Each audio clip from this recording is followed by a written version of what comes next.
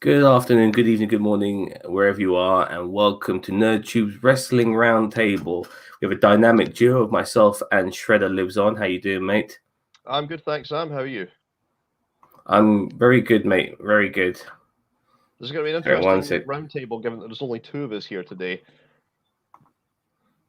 Sorry, can you say something, Shred? You're a bit I'm, quiet. I'm saying this is going to be an interesting roundtable, given that there's only two of us here. Yes, there is. So I'm going to be basically playing the audience member of the two of us because Shredder is a much more knowledgeable wrestling fan than myself. But we have a couple of items we'd like to talk about for sure. So Shredder, what's on your mind initially, mate? Okay, well, the breakdown of topics today, I'm not entirely sure you really need to be a modern, up-to-date wrestling fan to discuss along with these topics, Sam. So you probably can give your input. In fact, your input would be greatly appreciated. Our Most three definitely. topics, our three topics for today, we're going to be discussing the controversial rap from Max Caster and also the promo from Charlotte Flair regarding Simone Biles and a few other things that recently were considered to have crossed the line when it comes to heels cutting promos and where the line really is. And I think following that, we'll just have a quick discussion about women's professional wrestling in the modern era, specifically with regard to the fact that Ring of Honor are doing extremely well with the women's title tournament, and the NWA is about to hold a women's pay per view, which looks like it's going to be fairly good. And then I think last, probably most pertinent this week, we'll be discussing beautiful Bobby Eaton and his legacy on the business. I will just quickly, before we go any further, though, there is one thing that did come up today that in the last few hours that we probably will discuss, but not today. There was an allegation made by the former ex girlfriend of Darby Allin, Holly Cromwell, who's an independent wrestler in her own right. She made some allegations last year regarding the speaking out movement. She claimed that she had been assaulted and sexually abused by a professional wrestler. She didn't at that time name who it was. She has since subsequently dropped the name of Darby Allin. And given the fact that we are going to be talking about what's considered one of the nicest guys in the history of professional wrestling, Bobby Eaton, that's not something I want to really discuss in the same show as this. And also, I think the speaking out movement deserves its own full feature length episode, which we'll do next week. And that will also give us time to prepare to see really who we can and cannot name and what allegations we can and can't bring up without getting this channel completely terminated. Fair So, enough. We had issues with Back to the Future today, so oh yeah, yeah. and you can just imagine what would happen if we started just dropping names left and right about who got named for doing what during speaking out last year. Oh yeah. You saw that whole thread that we had on the Fanboy Rage page.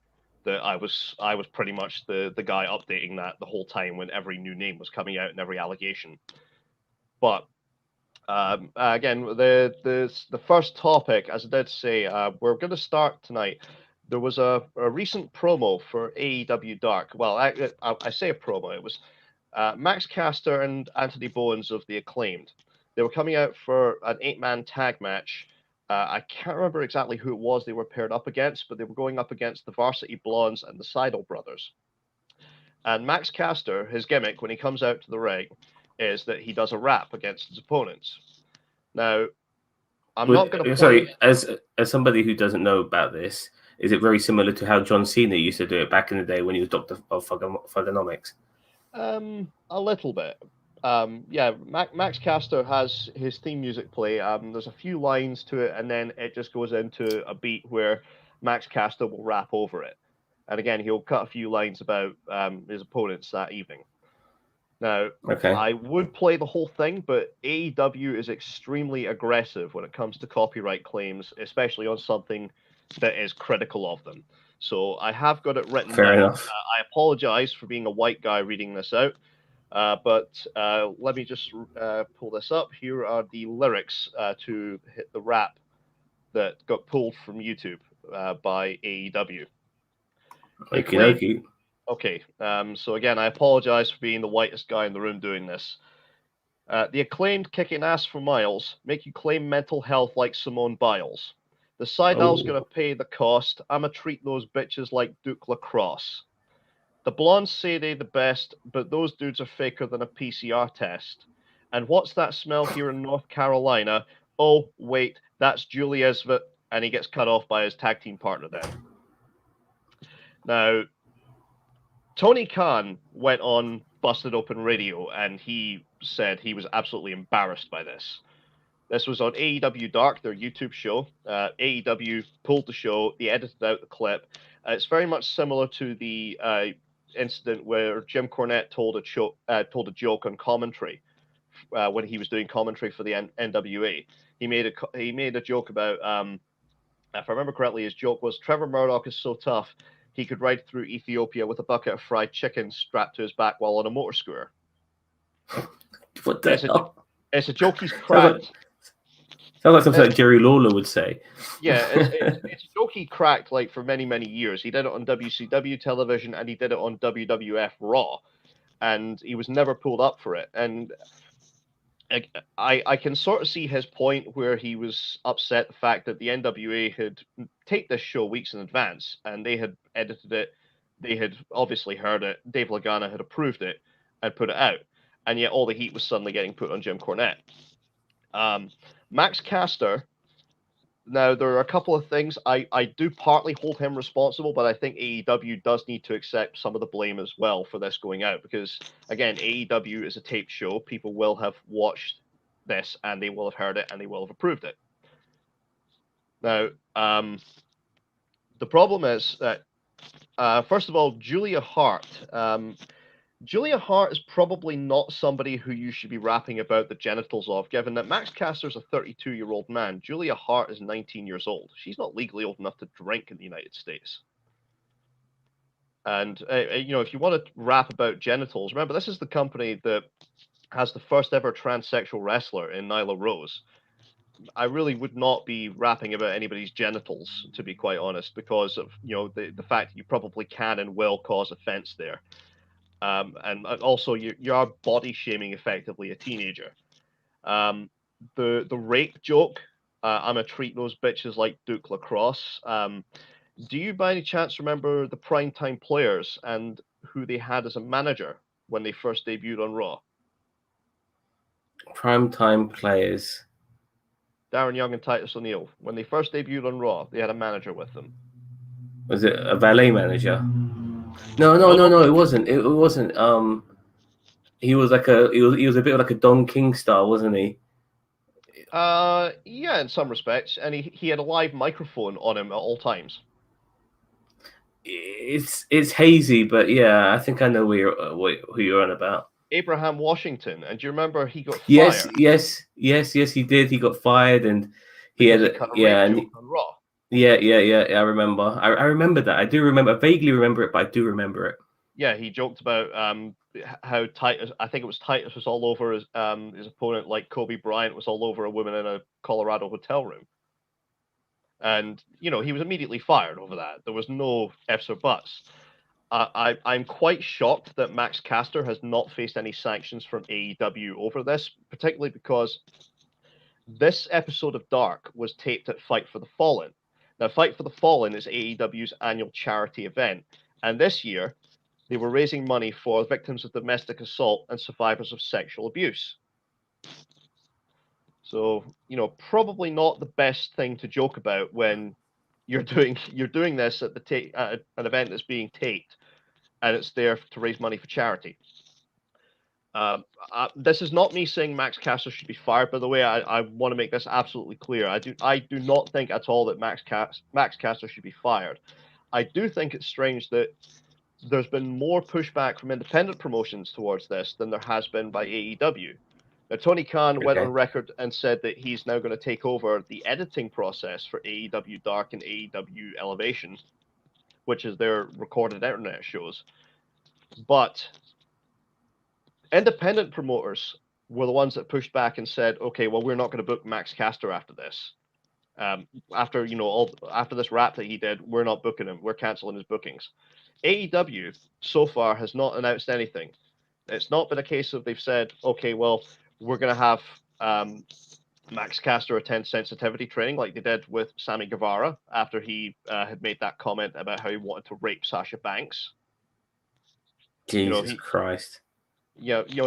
Sammy Guevara got put through sensitivity training. Now, Max Caster, he should be going through potentially a sensitivity training course or potentially having his money for the next month withheld and sent to a charity for mental health and sexual assault.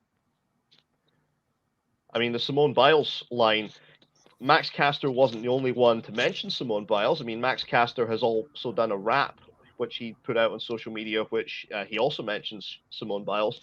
But Simone Biles also got mentioned on Raw by Charlotte Flair.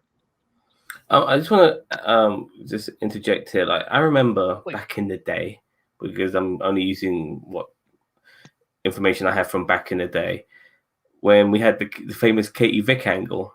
Yes. And Triple H pretended to be Kane fucking a corpse. I mean, that was terrible. I remember once Vince McMahon saying how he looked at Stephanie McMahon and mentioned about deflowering her, which is unbelievable. And then apparently he wanted to do an incest angle between Shane and Stephanie, which is no, it wasn't. That was rumored.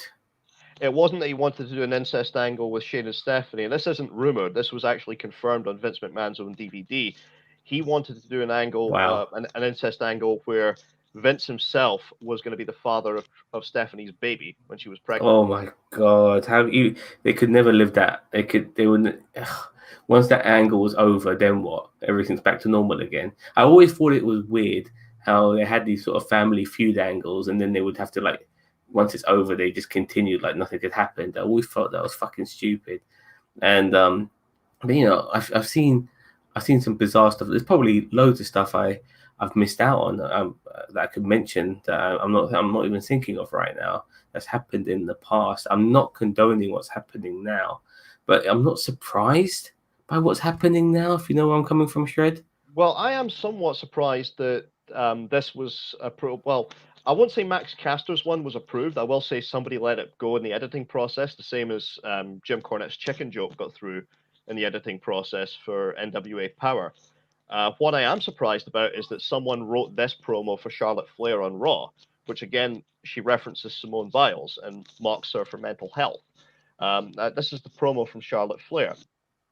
A few days ago, I woke up to headlines that said, Simone Biles withdraws from Olympic Games, and I couldn't help but take a second to think to myself, why would the greatest gymnast of all time not want to go for the gold anymore? And later I discovered that it was for mental health concerns. The more I learned, the more I couldn't help but empathize with her. Now listen, I'm going somewhere with this. Nikki illegitimately won. No, she stole my Raw Women's Championship. When I woke up the next morning, I couldn't help but think to myself, what the hell is going on?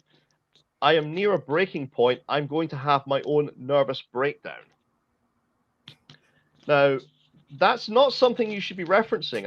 Again, we mentioned last week when we were talking about Bray Wyatt that there's been reports that he may be suffering from some mental health issues. I don't know how accurate those reports are, but again, you, myself, and Bossman, who were here last week, we were all pretty much unanimous in saying, look, the first priority has got to be his mental health. He's got to look after himself.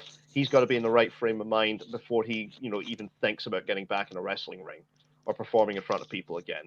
We want to make sure that, he's right in the head. He's not, he's not suffering any issues. And these promos, they did kind of split the audience. Now, there are some in the audience who are saying this was absolutely disgraceful. You should not be mocking anybody for their mental health because, I'll bring up a wrestler who's had mental health issues later on, but there's another half of the audience that has been saying, well, these people are heels. They're supposed to get heat. And but sorry, I'll just list what you mentioned regarding Charlotte Flair. She looked like she was just basically saying that she had mental health issues herself. Is that correct? I think it's pretty much diminishing what Simone Biles has gone through. Well, I mean, she was saying that she's going to have her own nervous breakdown because Nikki stole the Raw Women's title from her. So was she Which was her tone being was mocking? Yeah, I'm just trying to get an idea. that's the impression I've been getting from a lot of people. I didn't actually see Raw this week, but this is the impression I've been getting. I did see Max Caster's rap, but again, it was the fact that two promotions both decided to mention Simone Biles and mental health, where I really don't get it because Simone Biles has been getting a lot of support from her own peers. People like Michael Phelps have been coming out and saying, look, she needs to she needs to make sure that she's in the right frame of mind. This is, her mental health is first and foremost. Screw competing for a gold medal. Let's make sure that she's okay. Uh-huh. And it's a position I can completely agree with. This is something I think in any field of endeavor, if you are suffering from mental health issues, then the priority must be that you get yourself better. You get the help and treatment that you Did need. you see like the backfire on Novak Djokovic? No, I did not. What happened there? He basically he was actually mocking Simone Biles, saying, "Look, if you're gonna try and go for the gold and win the big one and all that bollocks, then you need to pull yourself up." But I'm not saying this is what he said, but it's like pull yourself up by the bootstraps sort of lingo. Then he got eliminated. He got knocked out in the semi-finals, and he threw a fucking wobbly. And apparently started smashing his fucking tennis racket around and stuff like that. I think he even lost on the bronze medal. He didn't get that either. And he just started just throwing a massive hissy fit. So people were then mocking him, saying, look, you go on about mental health and pulling yourself up by the bootstrap, but you yourself lost your fucking shit. So who are you to fucking complain about Simone Biles? Which is fantastic. It was glorious. And personally, the whole Simone Biles thing is really a non-issue. It really, I mean, for a non-news issue. Well, it That shouldn't is, be. it should be a fucking news issue at all. But people just, I guess it's a slow. I guess people are getting fed up of talking about COVID all the fucking time. So hence they go on about her. Well, I think it should. her being a black gymnast as well obviously plays its part too. She's the greatest fucking. What I've been hearing, she's the fucking greatest gymnast of all fucking time. She's won more goals than you can possibly imagine, and yet somehow, she's America's most decorated gymnast. Now, I will agree with you in part. It isn't newsworthy. I mean, I think it is newsworthy the fact that this is an elite level athlete opening up and saying, "Hey, look, I do have mental health issues at times. I need to take time off to make sure that in I'm that right." sense, yeah. But mocking her for it and condemning her for it's not newsworthy at all. No, absolutely not. And again, this really did split the audience online. If you look at people go onto Twitter and type in AEW Max Caster or Max Caster rap, and I'll do that right now. There's some people who are utterly condemning it, and there's others who are saying, well, he's a heel cutting a promo and he did a very good job at it. But I don't think you need to sink to that level to do it. Maxwell Jacob Friedman, perfect example. He's a guy who he's got people trying to get over the rails to punch him in the face, and he's not had to do any of this kind of stuff. Jim Cornette is another one who, he's famously told the story as well, how right after the Challenger blew up, he had done an angle with Ronnie Garvin where he put a fireball in Ronnie Garvin's face, and he was cutting a promo, and he said that Ronnie Garvin's face went up like the Challenger. Dusty Rhodes, because this was a taped interview, he was overseeing it. He stopped the taping. He said, "Good promo, kid. Do it again. Don't mention the Challenger." And that was it. Do you go on Twitter now and again? Yeah. Yeah, occasionally do. You heard of OWC Online Wrestling Cringe? I have not. No. Okay, well he just quickly tweeted, the person who posted a clip of Matt Caster's rap has received death threats, a copyright strike, and multiple hack attempts. They're only 16 years old. It's crazy. Yeah. I mean, even if you didn't like it, the response, you can't respond like that. That's just ridiculous, especially some 16-year-old kid is just posting it on Twitter. Yeah. It's like the AEW botches account. The AEW botches account is constantly facing attempts to get hacked. He's whoever's running it is getting multiple death threats against him and his wife. And It's a shame that we're and having to go through this from people who don't like criticism of AEW's product or what they do at times. here's the irony. So this person, this is OWC mentioned this, and then the person who's getting the threats wrote, the 16-year-old kid that is, says, people are threatening me, trying to hack my account and telling me to kill myself. I'll be back soon. And he put a little heart emoji. And then somebody responded to that saying, nobody did that.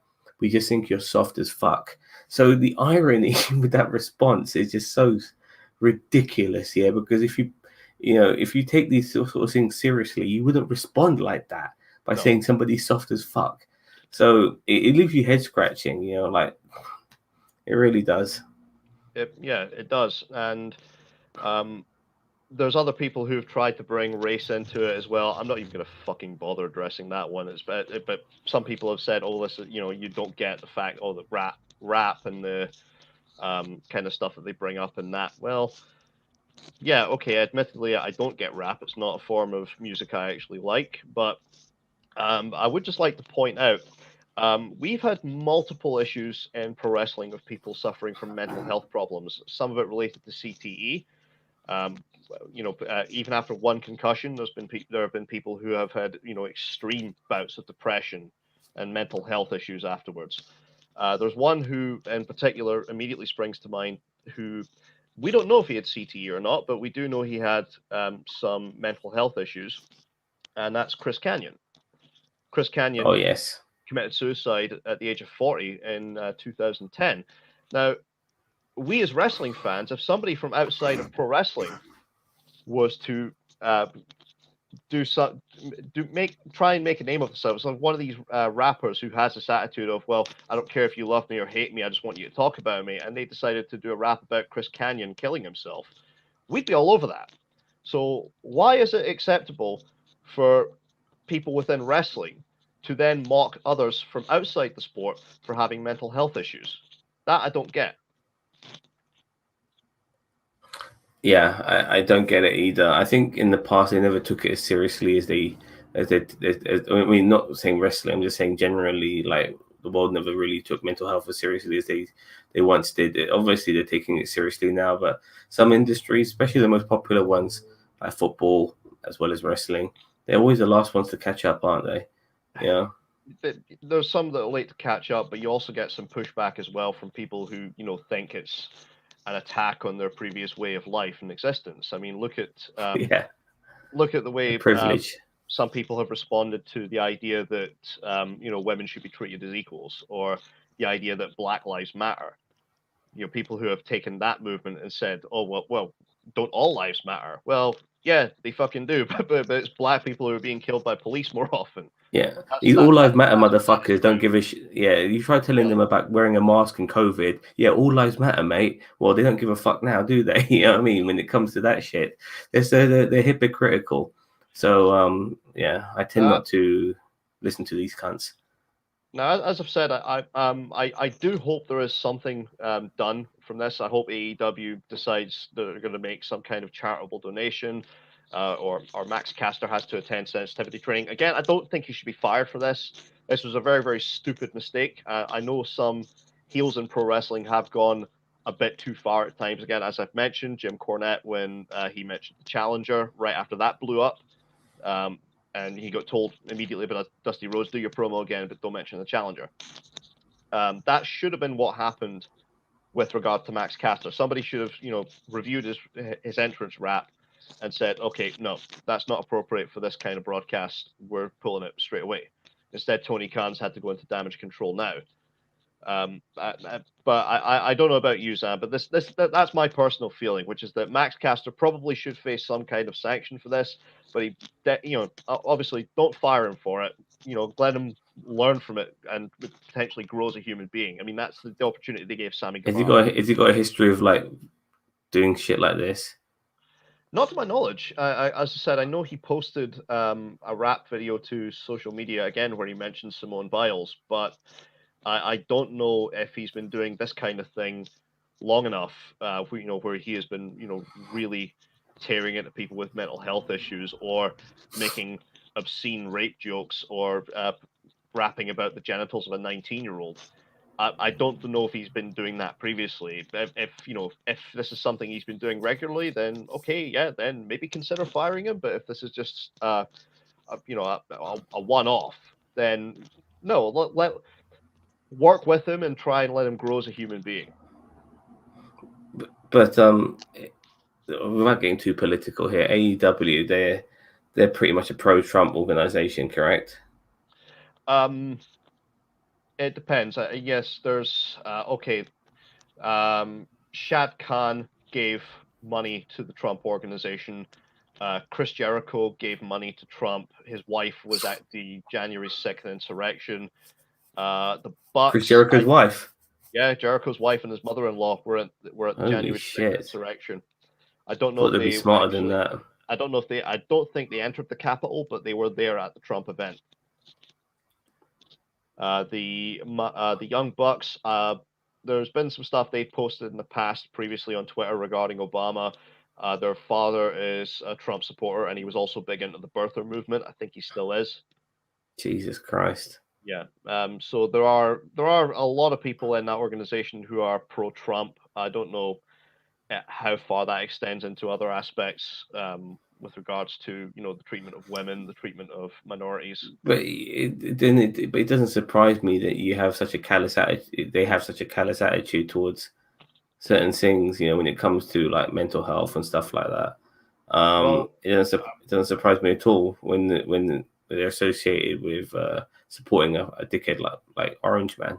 Well, I don't know how much of a supporter Tony Khan is because again he appeared on Busted Open Radio and he said that he was embarrassed by this and as a result he's going to be overseeing the editing of the AEW Dark and AEW Elevation. No, I agree, but I think he only realized like once he starts seeing like the stupidity of it, or even even if you are a Trump supporter or not, you can understand when somebody's overstepping the mark. But also at the same time, it does make sense that they did overstep the mark, considering who they support. If you know what I mean, somebody who make comments, very politically incorrect comments all the bloody time. So I'm not surprised by that at all. And then in this industry as well, like this, the post kayfabe industry, like you're just always trying to make a mark, aren't you? You're always trying to get noticed and be appreciated. And people are doing all manners of stupidity nowadays. Back in the day, when people still thought wrestling was real, it was a lot easier to do things without having to overstep the line. Just be an evil guy who frowns a lot and says horrible, says the odd horrible thing. But nowadays, you got to really overstep the mark for people to hate you. It's ridiculous. Yeah, well, I mean, a pile driver you used to be able to get an injury angle out of that. Now you get the Young Bucks doing a flipping tombstone, and they don't even get a 3 count from it. Yeah, there you go. The business is, it's devolved. I mean, you get Chris Jericho hitting Nick Gage with a baseball bat 4 times, and he no sells it. Whereas it used to be back in the old days, a guy would put a roll of quarters in his fist, or even Jerry Lawler, the way he used to do it was, he would just reach down into his tights and he'd pull his fist out, but he'd have nothing in it. But you would think you would swear he's got something in his hand. Knuckle dusters or something, yeah. No, or even like a roll of quarters again, or something like Yeah. that. They would have something in his hand when he punches his opponent and knocks him out, and boom, you've immediately got an angle out of that. Again, a roll of quarters, that goes, you hit somebody with a roll of quarters, the quarters go flying everywhere, the crowd sees it.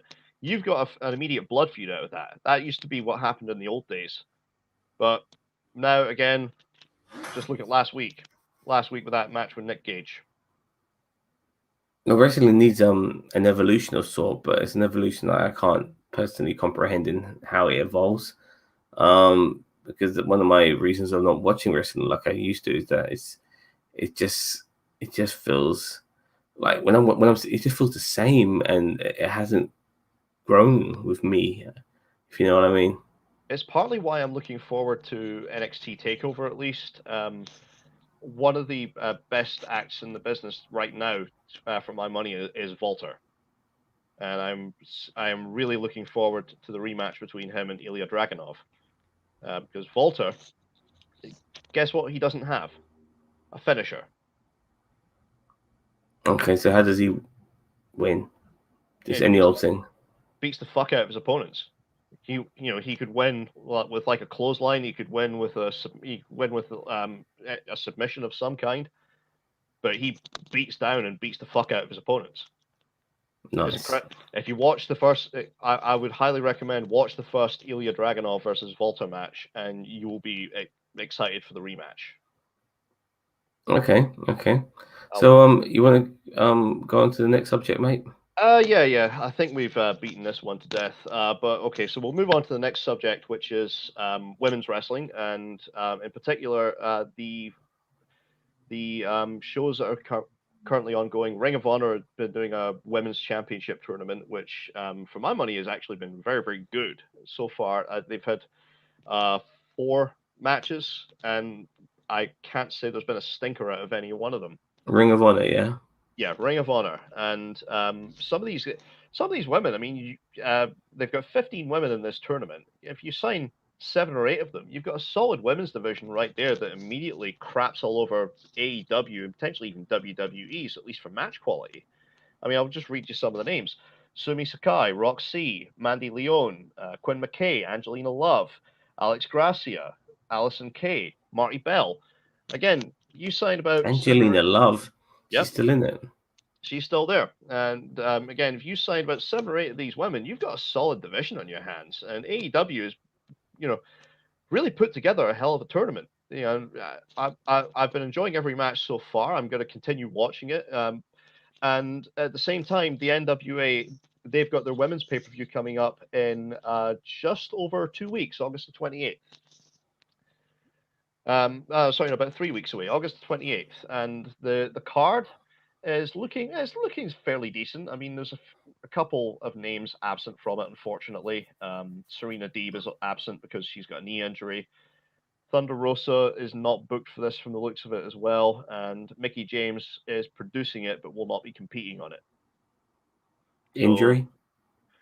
No, she's just I think she's taking purely a producer role when it comes to this pay-per-view, because the NWA has brought her in to do this. The card so far, there's going to be Chelsea Green versus an opponent to be announced for the NWA Women's Invitational Cup Final. Deonna Purrazzo is going to defend the Impact Wrestling Knockouts title against Melina. There's a tag match with 2 teams to be confirmed for the NWA World Women's Tag Championship. And they've announced the Women's World Championship, the NWA Women's World Championship match is going to be Camille against AEW's Layla Hirsch. Now, Okay. Layla Hirsch is extremely talented, despite being there's a lot of people who would overlook the fact that Layla Hirsch is only like 4'11", but she's a tremendous amateur wrestler and a very good pro wrestler at the same time. Probably a high flyer. No, more grounded. Interesting. Again, okay. she's more of a grounded pro wrestler because she's of her amateur wrestling background. I'm not entirely sure she's going to be able to carry Camille to a decent match. I've heard somebody that we both know refer to Camille as the female Goldberg, which I don't think is entirely fair, because I can count on more than one hand the amount of Goldberg matches I've enjoyed. I can't say the same with Camille. In fact, I think I can only name one match. Maybe more like a Brock Lesnar, like a female Brock Lesnar. No, because again, I can name more than 5 Brock Lesnar matches I enjoyed. Again, okay, fair enough. I can't say the same about Camille. I can literally name one match. Okay, sorry. I get you. Sorry. That was her match against Thunder Rosa on NWA Power, which was number 1 contendership versus. It was Thunder. If Thunder Rosa won, she became the number 1 contender. If she lost, she wasn't allowed to take bookings outside of the NWA, and they went to a time limit draw. Sounds like a female Giant Gonzalez. Yeah, well, again, no, in fairness, I don't think I ever enjoyed a Giant Gonzalez match. So, Kevin Nash. I'm trying to pick out a few here. Well, I don't know, but I don't know who I would compare her to. I'm not looking forward to seeing anyone try and carry Camille to a decent match for a championship, but maybe Layla Hirsch can do it. But the rest of the card is looking fairly decent, and I'm somewhat pleased that this is actually happening, because I am again, I think I mentioned this either a week or two ago, but I'm so happy that the women's side of the business has progressed where it has. We're not having Jerry Lawler screaming puppies. We're not having things like diva pillow fights. We're not having brand panty matches. We're not having bikini contests just thrown out there. And I, I've also said, oh, thank God we're not focusing on Stacy Keibler, Dawn Marie, Tori Wilson, etc. I do still think there is a place for women like that on the card, but certainly not, having matches or building up for softcore porn angles like they did for Dawn Marie and Tori Wilson. Valets and managers, I guess. Yeah, I mean, I don't know if you ever watched WCW in its final days, Sam. Go on, bring up some stuff. Okay, well, I mean, like for example, when they were on Channel 5, WCW Worldwide. I don't know if you ever remember that. Was it on Channel 5? Yes, it Fucking was. okay. They had a highlight show 1 hour a week on Channel 5, WCW Worldwide. It was rotten. Unfortunately, this was not WCW's glory days. They didn't have great matches on all the time, or most of the time for that matter. They had things like the old 60s Batman series. Do you remember when Batman would punch somebody in the Adam West version of the series? Yeah, And Bam and Wop, and yeah, they used to do that for the weapon shots on the Channel 5 edition of WCW Worldwide. And the continuity announcers bringing up the next program would crap all over it. Again, they would say, like, for example, there was one match. It was Goldberg. It was Sid Vicious beat Tank Abbott on Nitro with a crippler crossface. That was the match that they chosen to finish off the show with. So Sid Vicious beats Tank Abbott with a crossface, and the continuity announcer says, well, Sid Vicious manages to retain the title against Tank Abbott simply by wiping his nose. I'm just more astonished that Sid Vicious did a fucking crippler crossface. This was right after Benoit had left WCW. The Radicals. But you see the size. You see the size of him. Like he's 6'7", 6'8". Oh yeah. And he's doing a move like that. It never felt like a tall person's move. I'll be honest. I think when they had him do it, it was kind of like an FU to Benoit because he just jumped ship. Fair enough. But as I was saying, WCW in its final days. I don't know if you ever watched it and you saw Stacy Keibler on that show. Was she on that? I no idea. Yeah, she. Oh yeah, Stacy Keibler got her start in WCW. Stacy Keibler, Tori Wilson both got their start in WCW. Tori Wilson came in. Initially, it was part of an angle with David Flair. When Tori Wilson initially brought in, she was called Samantha, and she was brought in to be like the valet of David Flair. And then they used her actual name, Tori Wilson. She broke away from David Flair, and she started pairing up with Billy Kidman, who I think actually they did become a real-life couple during this time. Billy Kidman? Yeah, Billy Kidman and Tori Wilson. Yeah, I remember. I was thinking about Billy Kidman. You're the luckiest fucker in the world. Yeah, he married her at one point. Yeah, he did. And she was on I'm a Celebrity, Get Me Out of It. I think she was like 40 at the time, and she looked fucking and she looked fucking amazing.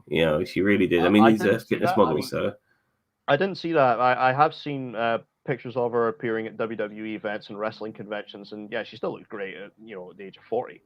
But yeah.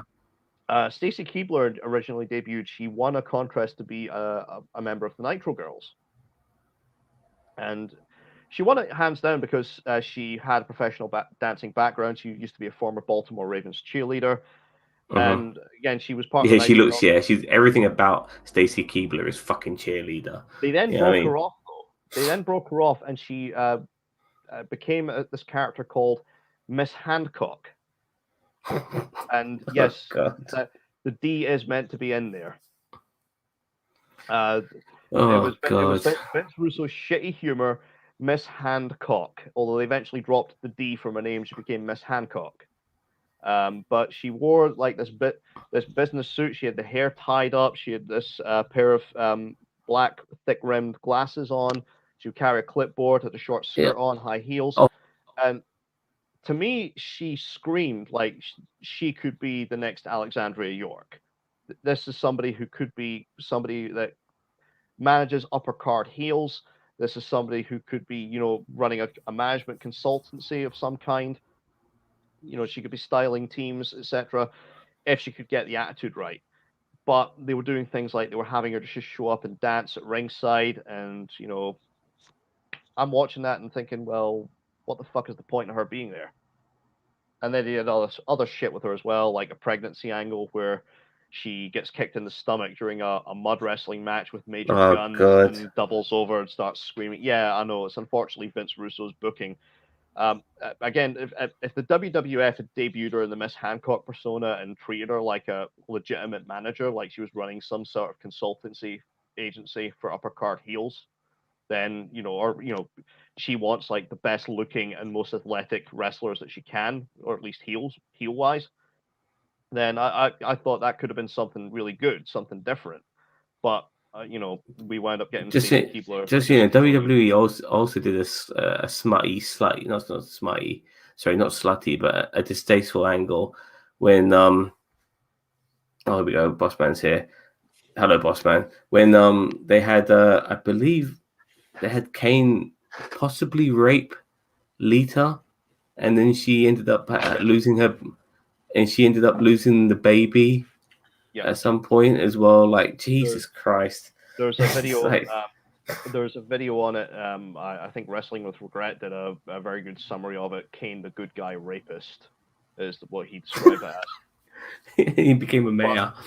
Again, Kane the mayor rapist. Yeah, but again, they like Andrew Cuomo. Again, 2002, 2003, they were bringing in people like Dawn Marie. Dawn Marie played a fantastic ditzy airhead on ECW, which she's not. I mean, she's a qualified nurse now. But she played a fantastic ditzy airhead. I thought she would have been perfect bringing her in, repairing her with Lance Storm to help him, get to the IC title level, or bring her in to manage people like a young Randy Orton or Chris Nowinski, or put a fresh coat of paint on D'Lo Brown. That's the kind of role that people like that should have.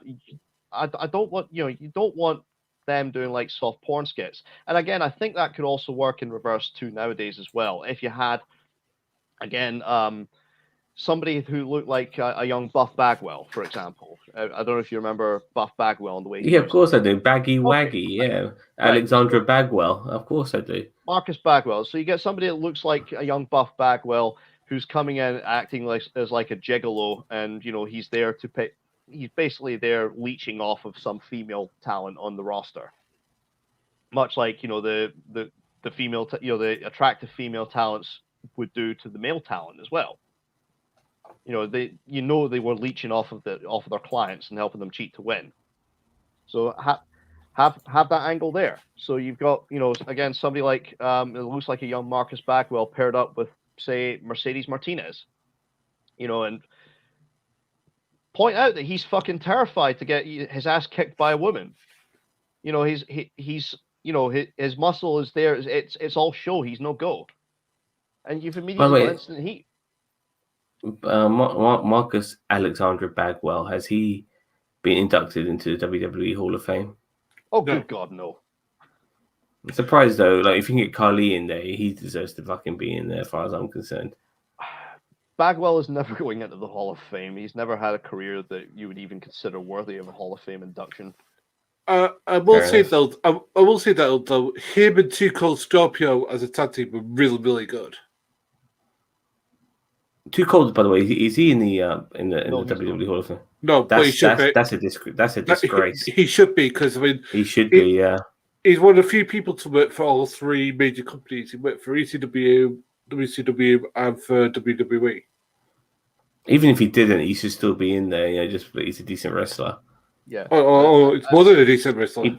But the reason I brought up like those three women and the fact that again I think there were more appropriate roles is because I hear this all the time from channels like Marky D123 and there was even one who occasionally posts on the Fanboy Rage page. I can't remember his name, but they always go on about the fact how they want it to go back to the old days when the women would be standing around posing in bikinis. It's not happening, fellas. I mean, we have moved on as a society. I mean, if you're that desperate to see boobs, Pornhub. Yeah, I was about to say there are websites for that. No, but so. I think what they're asking for is maybe just more like valleys and mountains and stuff like that, because there's very few of those out there. Now, me personally, I want more mountains in wrestling, because I think the only ones I could think of are MVP, Paul Heyman. Zelina Vega was doing well. Paul Heyman looks like he's cosplaying for the Penguin in Batman right now. Yeah, I mean, it's just I can't take him seriously at all.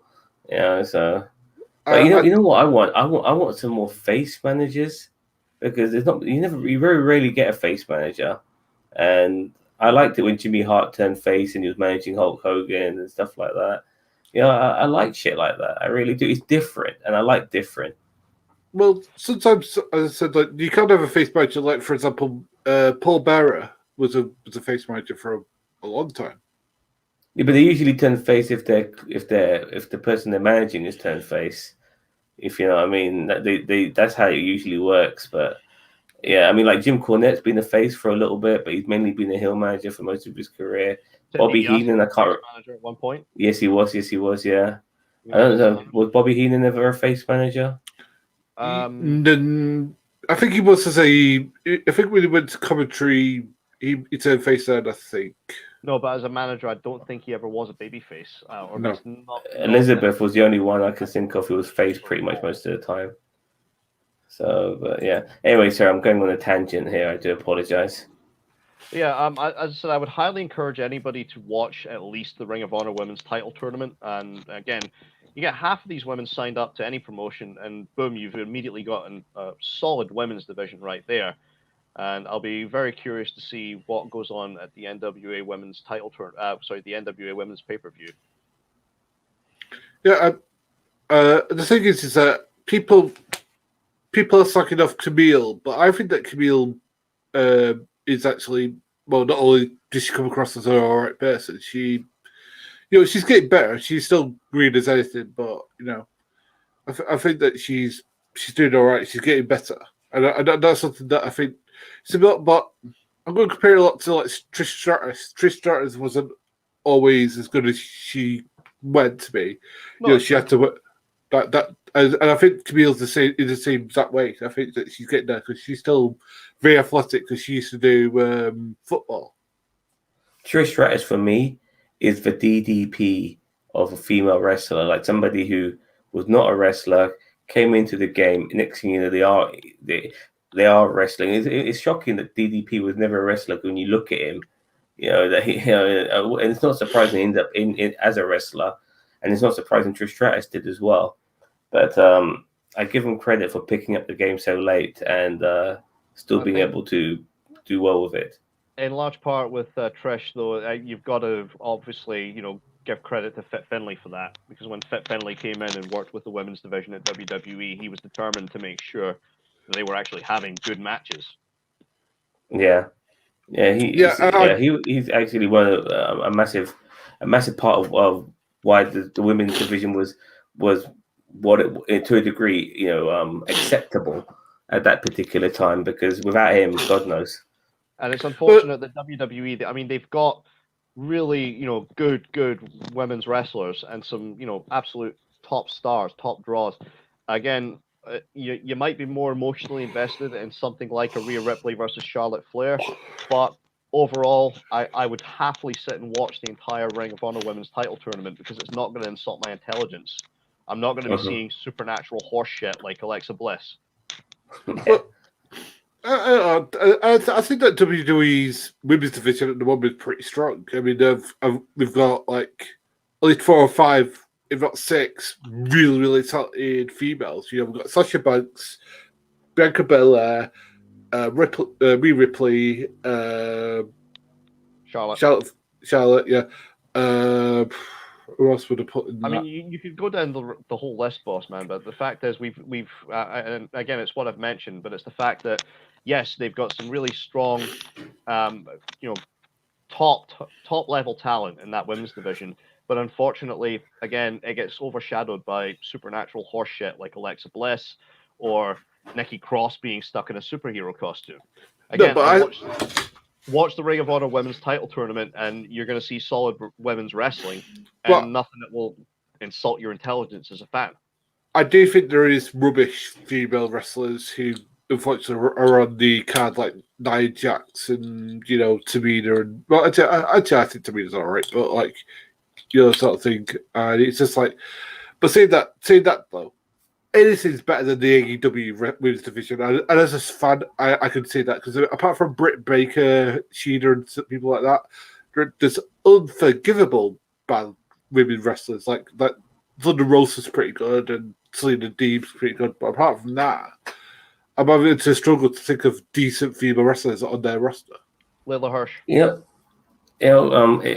upsets me that the WWE Women's Division has improved a lot. It's come a long way since when I used to watch wrestling, but still, when you see stuff like Alexa Bliss and stuff like that, it's like it makes you roll your eyes. It's like, why do you guys keep having to do this stupidness? You're doing so well without it, but you can't. WWE, I mean, wrestling in general, like both shows, in my opinion, they just can't help themselves with a bit of fucking stupidness.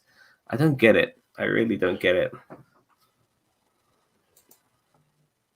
Okay, if you, do either of you two gents have anything more to add to this subject, or will we just go on to our last topic of the evening, which is the discussion of the legacy of the late great beautiful Bobby Heenan? Let's do it. Beautiful Bobby Eaton. Yeah, I just want to start off with this, if you don't mind. Yeah. I never. Sorry, let me rephrase myself. One of the ways I was watching wrestling was back in the day, late night on ITV television. You would have NWA, and that would come on like 1, 2 in the morning and stuff. And it was only television shows. They're always advertising pay-per-views, but you'd never get a fucking chance to see those pay-per-views like Halloween Havoc and shit like that. Nevertheless, I remember watching people like beautiful Bobby Eaton beating up on jobbers, and the wrestling was a little bit different to what you'd see in the WWE. It was a bit more flamboyant, in my opinion, because I think they had to stand out a little bit, and that's why you would see stuff like a flying leg drop off the fucking top rope. There's Hulk Hogan doing it himself, and he's not even doing it off the top rope. This geezer is doing it off the top rope, and it looked majestic, and I appreciated stuff like that. I don't really remember much of his career outside of NWA. I'm not sure if he was in WCW or WWE. But he was in WCW. But he seemed like a very talented wrestler. I only really knew him as a singles wrestler. I never really knew him I know he had a tag team career, but from what I saw of him, he was excellent. And I just remember that name as well. He just rolls off your tongue. Beautiful Bobby fucking Eaton as well. So yeah, he's 62, way too young. I mean, it's ridiculously young. People shouldn't be dying in this day and age. People are living in their fucking 90s. He shouldn't be dying in his fucking 60s. Ridiculous. Why are all these fit people dying so young? But that's how it goes in the wrestling industry. But yeah. I think from what I understand, he was having some health problems beforehand, and he unfortunately, succumbed with COVID and everything like that. I think it just put like more pressure on his body, I think, and it's one of those things. It's really sad because I've heard numerous people. Again, I'm the same with you, Sam. I saw a little bit of his career in WCW because I think he was working. He was either like United States champion or he was in the mix of that particular belts. What's the word? Belts thing when he was working. He was a really good wrestler in that. I never saw him as part of the Midnight Express or either version of it. However, I have heard people say that he is one of the best tag team wrestlers of all time. People put him up there with Bret Hart and Dynamite Kid, and if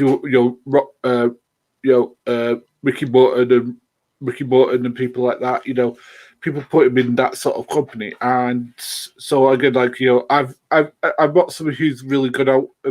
I've tried to look at some of his matches, and unfortunately, I just couldn't find any.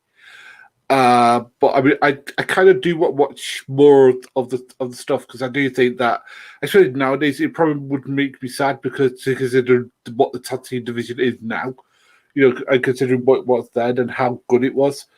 But yeah, beautiful Bobby Eaton. I think from everything that I've seen was not only a great guy from what everybody was saying about him, but also was one of the people that could have great matches.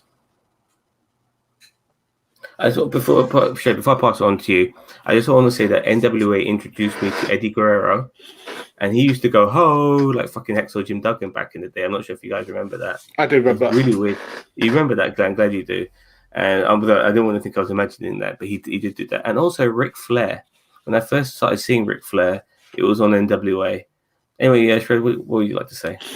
Okay, just to clarify, we don't actually know what the cause of death was for beautiful Bobby Eaton. So, unfortunately, Gary did mention COVID. We have absolutely no clarification at all. It was his sister, his older sister, that put out the statement that he had passed away. She didn't even know all the details herself either. Now, unfortunately, he had been suffering from some health issues. His daughter had been caring for him, and he'd been hospitalized last month after a fall. And the month before that, he lost his wife as well. Bill Dundee, unfortunately, has now lost both his daughter and his son-in-law in the space of 2 months. So, you really got to feel for his entire family. The fact that his kids have lost both parents in the space of 2 months. Bill Dundee's lost his daughter and his son-in-law in the space of 2 months. And it's horrible. It couldn't have happened to... This is much like when Owen Hart died and when Brody Lee died. This is somebody who was considered one of the nicest guys in the history of the professional wrestling industry. This is one of the few guys that nobody has ever really had a bad word to say about. I mean, Bobby Eaton was a consummate professional. He was one of the best in the ring, both as a singles and a tag wrestler. And he was also, according to pretty much everybody that ever interacted with him, he was the nicest guy you could ever meet. Steve Austin, Stone Cold Steve Austin, has even said that Bobby Eaton was the greatest of all time. He won the TV title, the WCW TV title, from Bobby Eaton, and he was at the time, he was devastated because he didn't think he could ever live up to the guy, because he wasn't in the same league as Eaton. But Eaton, he loved working with him because he considered it a night off. I mean, Eaton stuff looked great, but he never hurt anyone. And again, I know Gary likes to shit all over Jim Cornette. That's one podcast I would encourage everybody to listen to this week, because Jim Cornette knew him for so long that it's probably going to be one of the most emotional episodes he's ever done, because he will be going through the entire history that they've had together.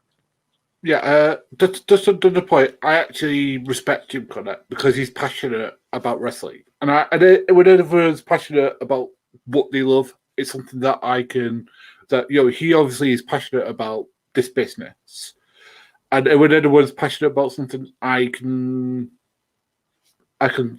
just do think he's passionate about wrestling. Okay.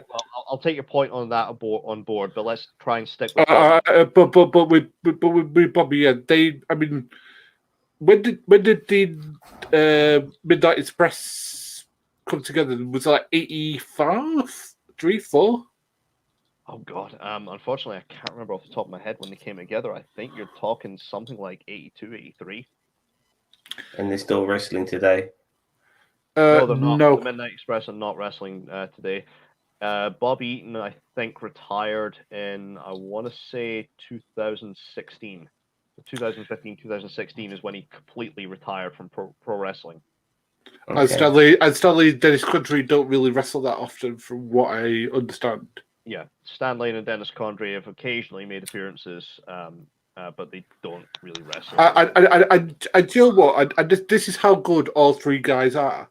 That all three, there's not a weak link in that particular group of people who represented that particular thing. Dennis Condrey and Beautiful Brodley were just as good as Stan Lane and Bobby Eaton. Well, but the thing is, everybody acknowledges the glue of that team was Bobby Eaton. Yeah, You definitely. could not have paired Dennis Condrey with Stan Lane.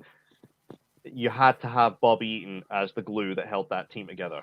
It's also like those guys are from a different era when it wasn't about fucking giant fucking 7-footers. You know, it was about more technical wrestlers back those guys because they were not that big. It depended on the territory, but Yeah. Bobby Eaton was perfect for the Southern style territories, the likes of the NWA, the likes of Memphis, Mid South, and he was so good at what he did. I would encourage anybody to go back and watch old matches of his if you can. His matches with Ric Flair are classics. I mean, fuck Dave Meltzer giving Kenny Omega 7-star matches. You go back and watch Eaton versus Flair, that's a 7-star match. You go back and watch, Eaton and Stan Lane, or Eaton and Dennis Condrey against the Rock and Roll Express, that's a 7-star tag match. They set the standard for tag team wrestling. I just loved NWA wrestling back then. It was just so pure as well. Also, it introduced me to Sting as well, NWA back then. And there was Surfer Dude Sting back then, he became. I love that. I love that version of Sting. But I wish it came back, by the way. The same way Undertaker came back with the Dead Man gimmick. I would have loved Sting to drop the fucking crow and just be a bit of a personality again. But getting back to again the man we're supposed to be talking about, which is beautiful Bobby. Yeah. Again, Bobby Eaton was so respected by his peers. I cannot find anybody yet who has said a bad word about this man, and that is rare. I mean, again, Brody Lee and Owen Hart are the only other two that immediately spring to mind where nobody had anything like negative to say about him. Ian Riccaboni from Ring of Honor has said that when Bobby Eaton used to come to the Ring of Honor locker room, he was worried that the guys that were there, the new generation, wouldn't know who he was and wouldn't remember who he was. The Briscoes and all those other guys in the locker room, they were just about jizzing in their pants when he showed up because this is fucking Bobby Eaton. This is somebody that they grew up watching, they admire, they respected, they learned from. There's pretty much everybody in the wrestling business, I think, has taken something from Bobby Eaton at some point. Again, Bobby Eaton was the consummate pro. He was one of the best sellers of all time. He was one of the best in-ring technicians, in-ring workers of all time. The only thing that unfortunately kept him off the top of the card was the fact he couldn't cut a promo. If he could cut a promo, he would have been up there with Ric Flair as one of the top guys in the business. Yeah, it's a shame. It's a shame. But there were a couple of wrestlers who didn't really cut promos that well. Chris Benoit wasn't the best at cutting promos, was he? But he managed to get to the top of the card at some particular point. Rey Mysterio, even though he did improve over time, he wasn't the best initially, but he ended up getting to the top of the mountain. But yeah, it's a shame, And by the way, I'm really happy to hear that. I knew nothing about Bobby Eaton, the person, but it's really good to hear that he was a decent guy. Yeah, well, I mean, this is how respected he was in the business. Goldberg wanted Eaton to fucking end the streak. Wow. When Goldberg was having his winning streak in WCW, he actually pitched for Bobby Eaton to end it in a dark match. Well, that's high praise indeed. Yeah. Okay, go on. No, I was going to say he. I don't know about you, Shredder, but where would you rank him as like tag team wrestlers? And I mean, like guys who I would put him at the top. I've said before. I think I've gone back and I am a wrestling nut. I have gone back and watched as many tapes as I can get my hands on. YouTube has been a godsend when that first came about, and you could find you could find a hell of a lot of wrestling on YouTube back in the day before WWE started flagging it all for copyright. And I would watch things like the Midnight Express. I would watch things like old Steiner Brothers matches that I'd never seen before. I'd watch Horseman matches that I'd never seen before. This was all great stuff. I would certainly put Bobby Eaton as one of the greatest tag team wrestlers of all time. I would certainly put him above Dynamite because Bobby Eaton revolutionized the style, and he wasn't crippling himself doing it. I would put him above Bret Hart because Bret Hart's style worked for that territory, and it was very good for tag team wrestling, But when Bret Hart tagged in, it was more about his individual performance as a technical wrestler, and then occasionally mixing it up with a few tag moves with Neidhart. Bobby Eaton and Dennis Condrey, or Bobby Eaton and Stan Lane, it was all about the dynamics of tag team wrestling. That's why I would put him above Bret Hart and Dynamite, where you've ranked him. You mentioned the Steiner brothers. Tag wrestlers of all time.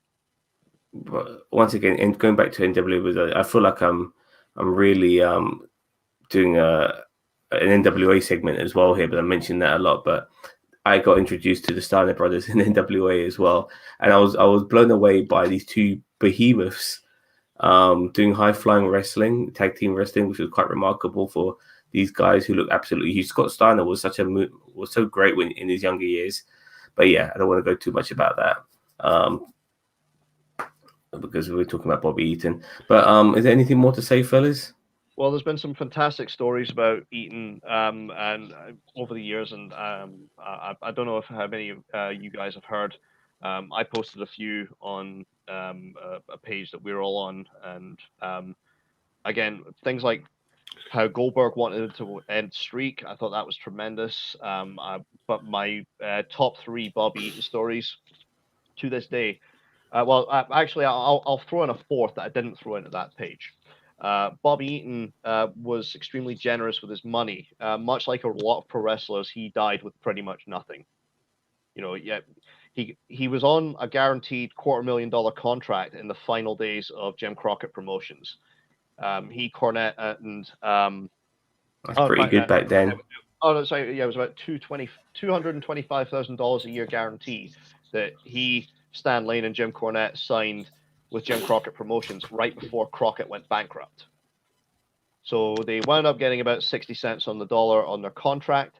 But again, Bobby was extremely generous, and he wasn't a drug addict, but he left with pretty much nothing. So it was beautiful to see the fact that there was a GoFundMe for his funeral, and in a day they set a goal of $10,000. In a day they already got over 20,000. Every time I hear about these GoFundMes, they always achieve more than they need to get. Yeah. So what's happening is the money that's not going towards his funeral expenses will go towards his kids and his grandkids. Right thing to do. I'm happy they're going to get something at least. I mean, I think the story that you told says everything. I think it was on the Fanboy page where what was it that Bill Dundee's daughter. Let's save that one for last. All right. Let's save that one to close. But yeah, as I said, when it comes to tag team wrestling, it's him, Ricky Morton, Dynamite, Bret Hart, whichever way you want to put those 4 individuals. I think there's not a wrong answer to put those guys, but those would be your Mount Rushmore. Yeah, those are the Mount Rushmore of tag team. And the thing is that if it wasn't for Bobby Eaton, I doubt we would have FTR, who I think are probably the best tag team in the world. FTR have even acknowledged that. They've said that the team they studied all throughout those long bus trips to NXT were the Midnight Express. I think it was Dax Harwood has got like a 36 DVD set of Midnight Express matches that he used to watch and study. So yeah, the Midnight Express are the biggest influence on FTR, and a lot of that is Bobby Eaton. There's been stories like Bobby Eaton buying like a homeless guy a full fucking bag of groceries when they're at a store. Cornette, Condrey, and Eaton had pulled over to it was either a gas station or a convenience store, and Eaton and Condrey both wanted some beer. They went in to get some. Condrey comes out with his beer, and he passes a homeless guy. He's asking for some change. He says, "I've not got any money." Gets in the car, locks the door. Bobby Eaton talks to him. He takes the guy around the shop and he buys him a full bag of groceries. He takes him around, and the guy's walking out carrying a full bag of groceries because Bobby Eaton has, sprung for the money for him. A lot of people said Bobby Eaton was never a stranger to anybody. You know, he would talk to you like he was you had known him for years. And if Is you he in the were, Hall of Fame? no, unfortunately not. Ridiculous. Not in the Hall of Fame. I think he's in with. Is he in WWE Hall of Fame with cause no, I'm sure they went in with the Midnight Express. No, the Midnight Express did not go in the WWE Hall of Fame. Wow. The It Midnight makes you Express wonder. are not there. I keep hearing all these people are not in the Hall of Fame, and then you think Carly's in there. Like, what the fuck? So yeah. Yeah, but it's if they have, if it's, I think it's if they can get anything out of you, because I think that like you have to go on their Legends contract and all sorts of things, so you have to have a decent relationship with them. I'm not entirely sure, but again, Eaton and Condrey and Stan Lane and Cornette are not in the Hall of Fame. Cornette's not in the Hall of Fame. Yeah, none of those guys are in the Hall of Fame. Cornette has also said he will not go into the Hall of Fame unless it's with the Midnight Express. Honky Tonk Man's not in the Hall of Fame, is he? No. Honky Tonk Man Yeah. Oh, sorry, my bad. Because I once heard him say he wasn't going to do it or some shit like that. Or maybe I'm mistaking it for somebody else. I don't know. Anyway. I'm not entirely sure, but again, Honky Tonk and Midnight Express are not, which is a damn shame.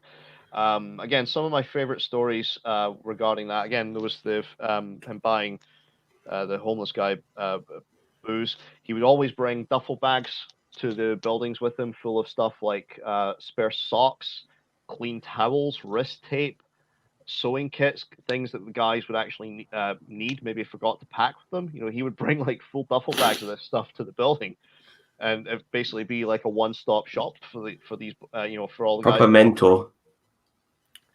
I don't even know if it's so much a mentor, but just he's just being a really super nice guy.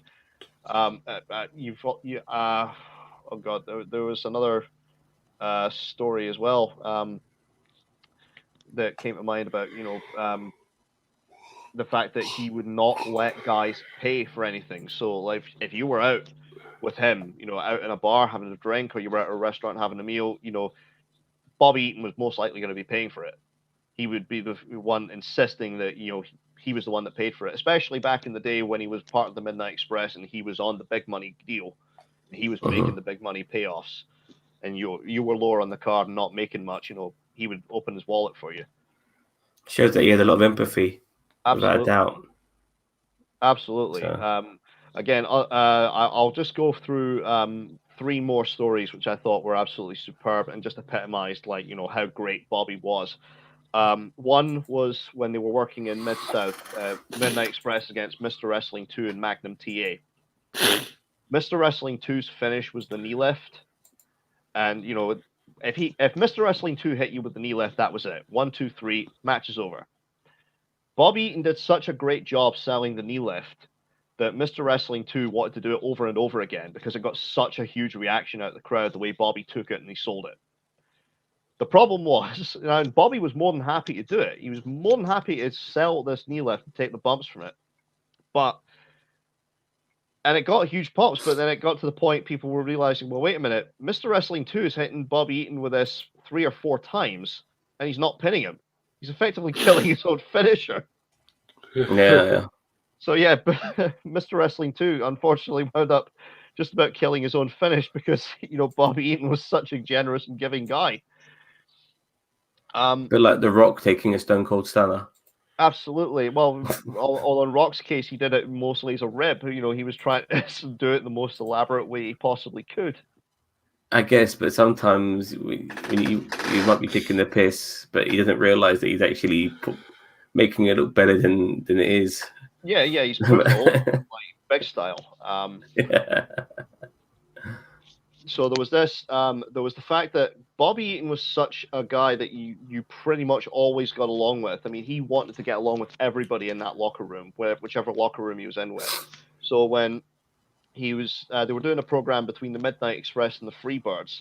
The Freebirds weren't selling shit because Jimmy Garvin was jacked up on steroids and thinking, he was Superman. Michael Hayes was refusing to sell the tennis racket. And it got to the point it was a 6-man tag. Jimmy Garvin, Michael Hayes, and Terry Gordy against the Midnight Express and Dr. Death Steve Williams. Now, I highly recommend looking for the clip of Jim Cornette talking about that because it's fucking hysterical. Where Dr. Death decides to beat the shit out of Jimmy Garvin with a wooden folding chair. Lovely. And the thing is, they actually chase the Freebirds into the heel locker room, and it looks like there's going to be a fight. And all of a sudden, Bobby Eaton, for the first time in anger at another wrestler, yells, "Hey, we ain't just here to get you guys fucking over." And everybody just suddenly turned and all snapped out of it. Because, you know, if you had got Bobby Eaton angry at you, you fucked up. This is not somebody who loses his temper. This is somebody who tries to get along, and well, the Fabulous Freebirds, you know, back then. I mean, I remember Michael PSAs, and he obviously started believing his own gimmick. You know, he's thinking that, you know, his shit doesn't stink, and he's strutting around like the fucking Red Rooster and stuff. You know what I mean? So he just ended up being a bit of a prick. So I can understand Bobby Eaton getting upset with that. Yeah, and as I said, I would highly recommend looking for the clip of Jim Cornette telling that story because it is hilarious, and the way he's describing the way that Dr. Death confronted Jimmy Garvin with that chair, and the fact that Garvin tried to bow up on Dr. Death, Steve Williams. I mean, who the fuck is going to try and stand up to Dr. Death, Steve Williams, except maybe somebody like Haku? Bart Gunn. Well, you may have a point there. But probably one of my favorite stories, which epitomized just how nice a guy Bobby Eaton was and how respected he was in the business. When he worked in the Memphis territory, the booker was Bill Dundee. And Bill Dundee, he knew what kind of men wrestlers were, so he obviously didn't want his daughter ever involved with a wrestler. In fact, he actually forbid her even talking to them. He had 2 phone lines in his house. So he had 2 phone lines in his house. One was for him doing business with the wrestlers, and the other one was for the family to use. And he made it clear to his daughter, if the phone line that's for me for doing business with the wrestlers rings and I'm not around, you do not pick it up. You just let it ring. Bobby Eaton calls one day to change a booking, and Bill Dundee's in the shower. His daughter picks up the phone and answers it. They start talking, and she promises she's going to be at the next show that he's doing, and she'll wave to him when she's in the crowd. She doesn't show. Bobby calls back and speaks to her again, and he asks her out on a date, which she agrees to. Now, he thinks on the first date he's blown it because he lets her do most of the talking, and he thinks, oh God, she thinks I'm fucking boring. But they actually carry on. They date in secret for 9 months. Bill Dundee has no clue about this. Donna then tells her dad at dinner, I'm going out on a date. And he says something like, oh yeah, what, with Elvis? She says, no. He says, well, it better not be with a wrestler. He says, well, it is with a wrestler.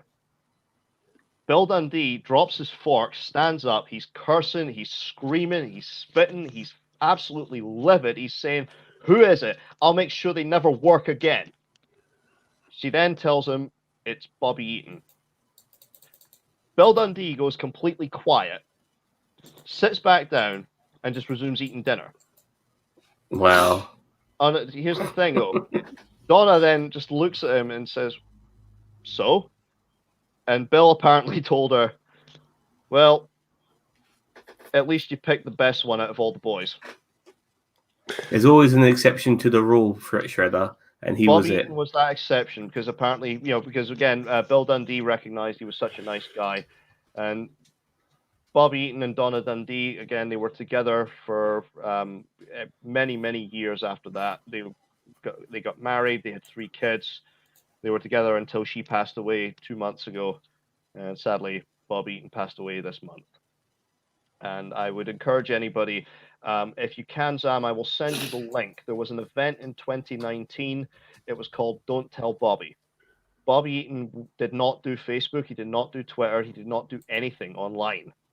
So there was an event promoted in Knoxville to raise money, not just for Bobby Eaton, but for the American Cancer Society. Bobby Eaton thought he was showing up to an autograph signing. He didn't realize he was showing up to a wrestling event that was entirely for him.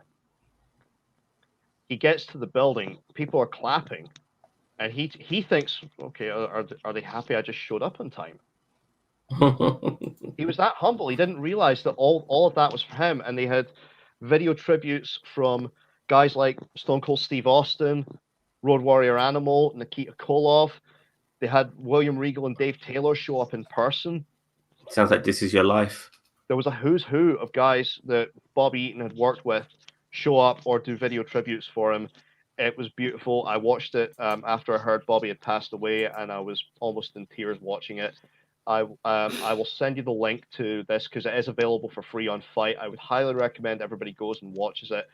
Even if you don't want to watch the whole show, I'll even tell you where to find the time link that you can watch when Jim Cornette comes out and he starts leading the tributes to Bobby. Okay. But rest in peace, beautiful Bobby Eaton. Yes, I think we can all agree. All can say that for sure. I'm about to say all agree, of course. Rest in peace, Bobby Eaton. One of my first and earliest memories of watching wrestling was him. And I'm very glad that I did watch people like him because, you know, it made me a wrestling fan for a long period of my life. And it's a shame industries that he was in, like the territories back then, are no longer really with us anymore because, you know, all we get now is the WWE and for a big period of time. And the territories were the best things to ever happen to wrestling. And Vince McMahon brought them all up. It's a shame. Anyway, anything more to say, fellas, before we wrap things up? Not on the topics we've discussed, but again, as I said, next week we will be focusing entirely on the Speaking Out movement because of what recently came up today. Again, this is purely because it deserves its own full show. We want to try and make sure that we keep ourselves in the right about what we discuss that day. I agree. Maybe we can try and squeeze it in this week, maybe, if or you want it to. You want to do next week. I think we do it next week, and that way we've got the chance to fact check what we can and can't actually broadcast. Okay, fine, no problem. All right, then. Shredder lives on. The Juice. Thank you very much for this wrestling roundtable. We'll be back in a day or two with a review discussion of the Suicide Squad. Have you seen that, Shredder? I have not. Unfortunately, I will not be seeing it this weekend. I'm going with my nephews to see The Croods. Okay, fair enough. And I am seeing it this weekend. I'm seeing it tomorrow. Wonderful. We'll be talking that. I just saw it today, and I don't want to give anything away. So watch for our next broadcast for that, as well as other stuff, because here at NoTube, we are throwing shit out all the time. There might be a new trailer for God knows what, and we'll be doing a reaction to that, as well as various other things. So keep an eye out. Until then, thank you very much. Have a nice day, and we'll see you guys later. Bye-bye. Good night.